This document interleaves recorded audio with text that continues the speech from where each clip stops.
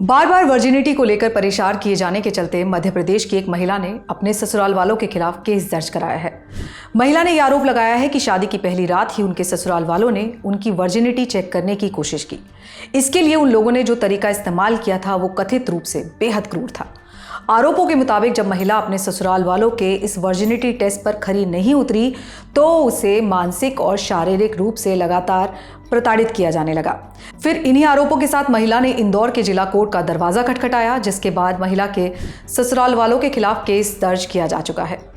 India today से जुड़े पत्रकार धर्मेंद्र शर्मा की रिपोर्ट के मुताबिक ये सिलसिला 12 दिसंबर 2019 के बाद से शुरू हुआ, जब महिला की शादी भोपाल के एक व्यक्ति से हुई थी। ये शादी इंदौर के बाणगंगा इलाके में हुई।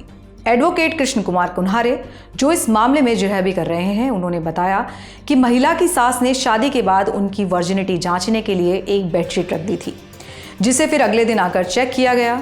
चूंकि अगले दिन सास को बेडशीट रंगी हुई नहीं मिली, इसीलिए उन्होंने अपनी बहू की वर्जिनिटी पर सवाल खड़े करने शुरू कर दिए। एडवोकेट कृष्ण कुमार ने इस मामले का पूरा घटनाक्रम बताया।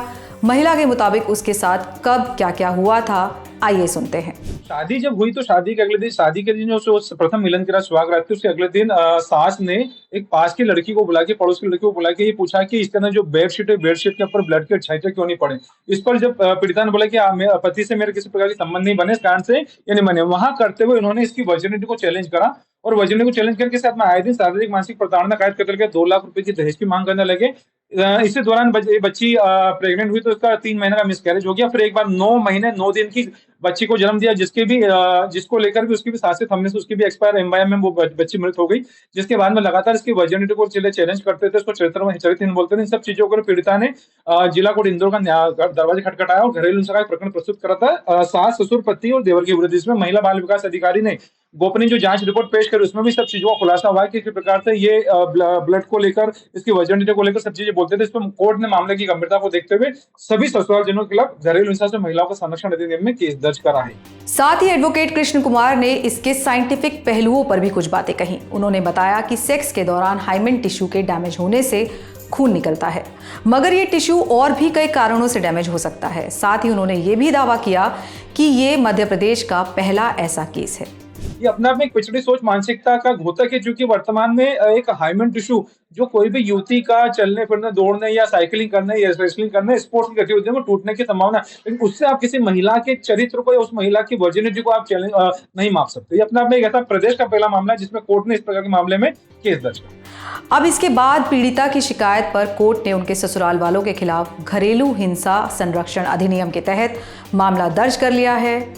अब इसके बाद इस मामले पर जांच होगी और पता लगाया जाएगा कि क्या महिला के ये सारे आरोप सही हैं। कोर्ट आरोपियों का पक्ष पूछेगी और फिर इस केस में फैसला आएगा।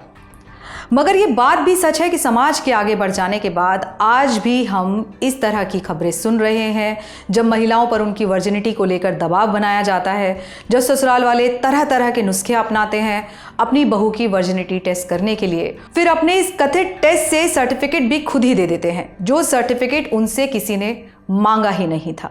आगे इस खबर पर जो भी अपडेट होगा वो हम आप तक जरूर साझा करेंगे। ये खबर लिखी थी मेरे साथी शुभम ने। मेरा नाम है कुमुद अहलावत। देश दुनिया की तमाम खबरों के लिए देखते रहिए दी लल्लन टॉक।